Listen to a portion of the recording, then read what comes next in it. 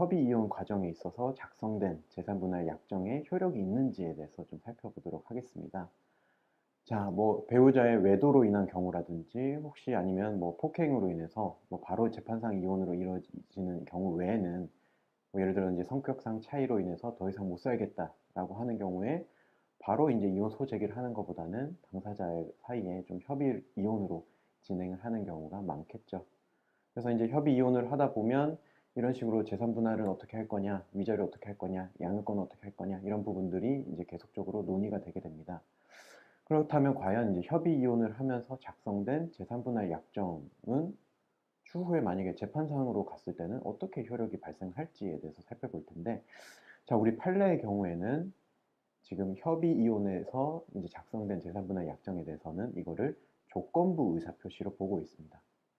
즉, 장차 협의 이혼을 할 것을 조건으로 작성된 조건부 의사 표시이기 때문에 만일 어떠한 사유로든 협의 이혼에 이르지 못하고 재판상 이혼으로 뭐 예를 들어 조정이라든지 화해 공고 결정이라든지 판결로 인해서 종결되게 되는 경우에는 이러한 약정의 효력이 없다라고 보고 있습니다.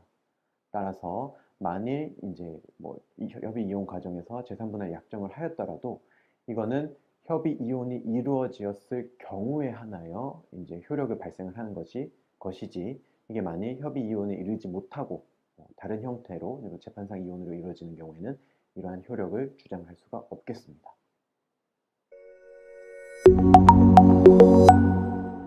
네, 지금 말씀하신 부분 같은 경우에는 이제 한마디로 재산분할 청구권을 포기하는 것이 가능한가 또는 이제 그 청구권을 포기한 경우 효력이 있는지 여부에 대한 부분인데, 먼저 이제 재산분할에 대해서 좀 살펴봐야 되겠습니다.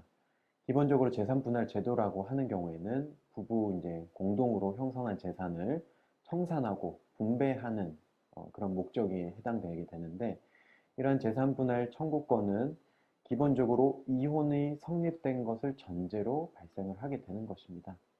따라서 이혼하기 전까지는 아무래도 구체적으로 명확하게 되진 않겠죠. 또는 이제 협의라든지 심판을 통해서 구체적으로 그 내용이 명확하게 되기 전까지는 아무래도 재산 분할할 액수라든지 대상이 어떤 것에 대해서 당사자가 명확하게 판단을 하기 어려운 부분이 있습니다.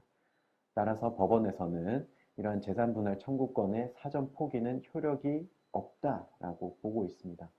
다만 예를 들어 이제 재산 분할에 관한 협의를 뭐 지속적으로 당사자 사이에 충분히 하면서 협의된 결과 나는 재산 분할을 포기하겠다라고 작성된 경우는 예외가 되겠지만, 기본적으로 예를 들어 뭐 싸우고 나서 나는 재산 분할을 받지 않겠다라는 취지의 뭐 그런 약정서라든지 각서라든지 이런 거를 작성한 경우에는 이거는 아까 말씀드린 판례의 태도에 따라서 재산 분할 청구권의 사전 포기에 해당되기 때문에 효력이 없다라고 볼 수가 있겠습니다.